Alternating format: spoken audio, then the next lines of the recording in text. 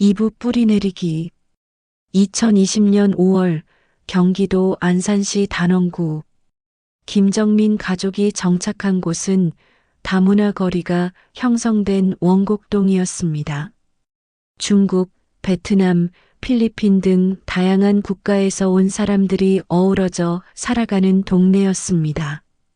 하지만 새로운 환경은 생각보다 가혹했습니다. 가족에게 배정된 집은 반지하 원룸이었습니다. 내 식구가 살기에는 비좁았지만 정민은 불평하지 않았습니다. 북한에서의 어려웠던 시절을 떠올리면 감사할 따름이었습니다. 여보, 이곳에서 새 출발을 해봅시다. 순이가 짐을 정리하며 말했습니다. 그녀의 목소리에는 의연함이 담겨 있었지만 눈빛에는 걱정이 서려 있었습니다. 첫 주 정민은 일자리를 찾아 나섰습니다. 하나원에서 소개받은 건설회사에 찾아갔습니다. 사장은 50대 후반의 박철민이었습니다. 북한에서 온 분이군요. 일은 성실하게 하실 수 있나요? 네, 북한에서 탄광 일을 했습니다. 힘든 일도 마다하지 않겠습니다. 박 사장은 정민을 위아래로 훑어보더니 고개를 끄덕였습니다. 그럼 일단 현장 막내부터 시작해 보시죠. 하루 일당 8만 원부터 시작합니다. 정민에게는 큰 기회였습니다. 드디어 한국에서 첫 번째 일자리를 얻은 것이었습니다. 건설 현장은 생각보다 험했습니다. 새벽 6시부터 저녁 7시까지 하루 13시간을 일해야 했습니다. 북한에서 탄광 일을 했지만 한국의 건설 현장은 또 다른 세계였습니다. 야, 새로운 사람. 여기 자재 좀 옮겨. 현장의 팀장 김대성이 퉁명스럽게 말했습니다. 정민은 묵묵히 일했습니다. 하지만 점심시간이 되자 미묘한 시선들을 느꼈습니다. 저 사람 말투 좀 이상하지 않아? 북한에서 왔다던데. 조심해야 할 거 아니야? 동료들의 수군거리는 소리가 들렸습니다. 정민은 들리지 않는 척했지만 가슴이 답답했습니다. 한편 순이는 야간 대학 입학 준비로 바빴습니다. 한국에서 교사가 되려면 한국의 교육 과정을 다시 공부해야 했습니다. 낮에는 집 근처 중국 음식점에서 설거지 일을 했습니다. 아줌마, 설거지 좀 빨리 해요. 주방장의 재촉하는 목소리가 들렸습니다. 순이는 북한에서 존경받는 교사였습니다. 하지만 이제는 설거지를 하며 생계를 이어가야 했습니다. 괜찮아. 이것도 새로운 경험이야. 순이는 스스로를 다독였습니다. 저녁에는 야간 대학 입학을 위한 공부를 했습니다. 한국사, 교육학 등 낯선 과목들이 산더미 같았습니다. 민수는 검정고시 준비에 매진했습니다. 편의점에서 야간 아르바이트를 하면서 공부 시간을 확보하기 어려웠습니다.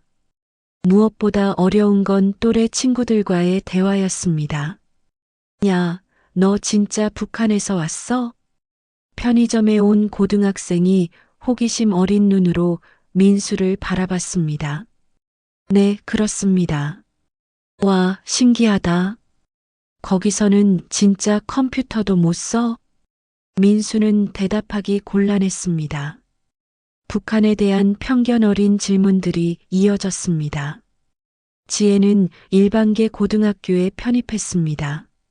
처음 등교하는 날 담임 선생님이 소개했습니다. 오늘부터 우리 반에 전학 온 김지혜입니다. 북한에서 온 친구니까 잘 도와주세요. 순간 교실이 조용해졌습니다.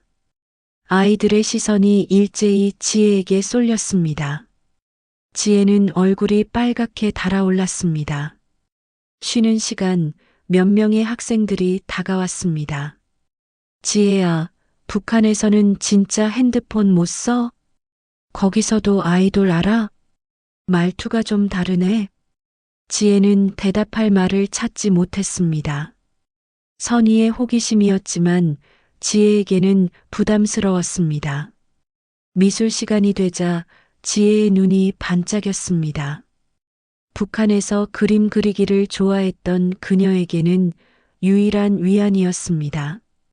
이번 시간에는 자유주제로 그림을 그려보겠습니다. 미술 선생님의 말에 지혜는 처음으로 밝은 표정을 지었습니다. 하지만 막상 그림을 그리려니 손이 움직이지 않았습니다. 북한에서는 늘 정해진 주제만 그렸습니다. 자유로운 상상력을 발휘한다는 것이 낯설었습니다. 한 달이 지났습니다. 정민은 건설 현장에서 점차 인정받기 시작했습니다. 성실함과 기술력으로 동료들의 신뢰를 얻어갔습니다. 하지만 여전히 완전히 받아들여지지는 못했습니다. 정민아, 맥주 한 잔 어때? 김대성 팀장이 제의했습니다. 퇴근 후 동료들과의 술자리는 한국 직장 문화의 일부였습니다. 죄송합니다. 집에 가서 공부해야 할 것이 있어서요. 정민은 정중히 거절했습니다. 저녁 시간은 한국어 공부와 기술 자격증 준비에 할애하고 싶었습니다. 역시 북한 사람들은 딱딱해. 팀장의 중얼거림이 들렸습니다. 정민은 소속감을 느끼지 못했습니다. 순이는 야간 대학 입학 시험을 앞두고 있었습니다. 낮을과 공부를 병행하느라 몸이 지쳐갔습니다. 어느 날 설거지를 하다가 그만 접시를 깨뜨렸습니다. 아이고, 또 깨뜨렸네. 아줌마, 이러면 안 되는데. 주방장의 핀잔이 이어졌습니다. 순이는 미안하다고 연신 고개를 숙였습니다. 집에 돌아온 순이의 눈가에는 눈물이 맺혀 있었습니다. 여보, 내가 과연 한국에서 다시 교사가 될 수 있을까요? 정민이 부인의 어깨를 감쌌습니다. 당신은 훌륭한 선생님이었어요. 여기서도 분명 잘할 수 있을 거예요. 6월 어느 날 가족에게 큰 시험이 찾아왔습니다. 지혜가 학교에서 울면서 돌아온 것입니다. 엄마, 저 학교 가기 싫어요. 무슨 일이니? 애들이 저보고 간첩 아니냐고 놀렸어요. 북한말로 욕해보라고 하고요. 순이의 가슴이 아팠습니다. 순수한 아이가 상처받는 모습을 보기 힘들었습니다. 지혜야, 그 애들은 북한에 대해 잘 몰라서 그런 거야. 시간이 지나면 너의 진짜 모습을 알게 될 거야. 하지만 순이 자신도 확신이 서지 않았습니다. 민수도 어려움을 겪고 있었습니다. 검정고시 공부와 아르바이트를 병행하느라 몸이 지쳤습니다. 무엇보다 미래에 대한 구체적인 꿈을 찾지 못해 답답했습니다. 아버지, 저는 앞으로 뭘 해야 할까요? 내가 하고 싶은 일을 하면 되지. 하지만 저는 뭘 하고 싶은지 모르겠어요. 북한에서는 개인의 꿈보다는 집단의 목표가 우선이었습니다. 자유로운 선택이라는 것이 오히려 부담으로 다가왔습니다. 7월 무더위가 기승을 부리던 어느 날이었습니다. 정민은 건설 현장에서 쓰러졌습니다. 탈수와 과로가 원인이었습니다. 병원에서 며칠 쉬라는 진단을 받았습니다. 집에서 쉬면서 정민은 깊은 생각에 잠겼습니다. 가족 모두가 힘들어하는 모습을 지켜보기 괴로웠습니다. 내가 과연 올바른 선택을 한 걸까? 북한에서의 삶이 그리웠습니다. 비록 자유롭지는 못했지만 예측 가능한 일상이 있었습니다. 한국에서의 삶은 너무나 불확실했습니다. 어느 날 저녁 가족이 모여 앉았습니다. 모두의 표정이 어두웠습니다. 우리 가족 모두 힘드네요. 순이가 먼저 말을 꺼냈습니다. 엄마, 저희가 여기 와서 잘못한 건 아니죠? 지혜의 질문에 아무도 대답하지 못했습니다. 아니야, 우리는 잘못하지 않았어. 정민이 단호하게 말했습니다. 하지만 생각보다 어려워요. 민수가 솔직하게 말했습니다. 그래, 어려워. 하지만 포기할 수는 없어. 우리가 여기까지 온 이유를 잊으면 안 돼. 정민의 목소리에 힘이 실렸습니다. 그날 밤 정민은 혼자 베란다에 나가 담배를 피웠습니다. 북한에서는 피우지 않던 담배를 한국에 와서 시작했습니다. 스트레스를 달래기 위해서였습니다. 멀리 보이는 안산 시내의 야경을 바라보며 정민은 다짐했습니다. 좀 더 적극적으로 살아보자. 이렇게 수동적으로만 있으면 안 되겠어. 다음 날부터 정민은 변화를 시도했습니다. 동료들과의 술자리에도 참석하기 시작했습니다.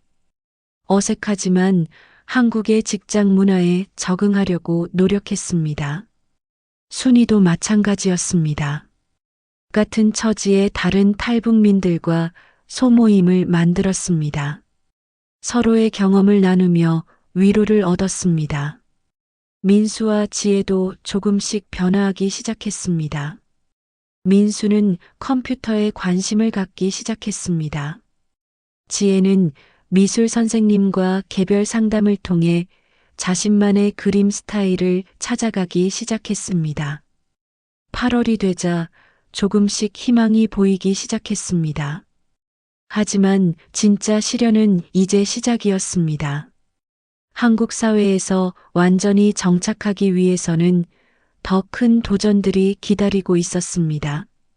과연 김정민 가족은 이 어려움들을 극복하고 진정한 한국인으로 뿌리내릴 수 있을까요?